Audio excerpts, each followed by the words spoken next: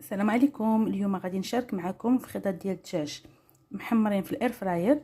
كيف ما كتشوفوا بعد ما غسلتهم مزيان هنايا سقبتهم شي شويه بالموس.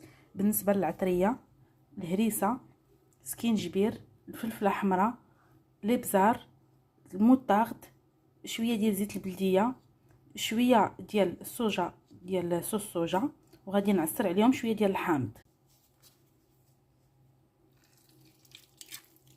بحال هذا الشكل هكا. غادي نخلط هاد المكونات مزيان مع بعضياتها. غنكتب لكم المقادير ديال العطريه في صندوق الوصف.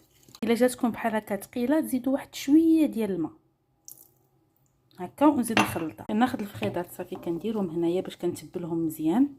ها هما من بعد ما تبلوا، الا قدرتوا تخليوهم ليله كامله من الاحسن. انا غادي نغطي عليهم شويه ومن بعد غادي نديرهم في الاير فراير. ها هو غندير له 180 درجه 20 دقيقه. هانتوما هادو هما الشكل النهائي ديال الفخيضات كيجيو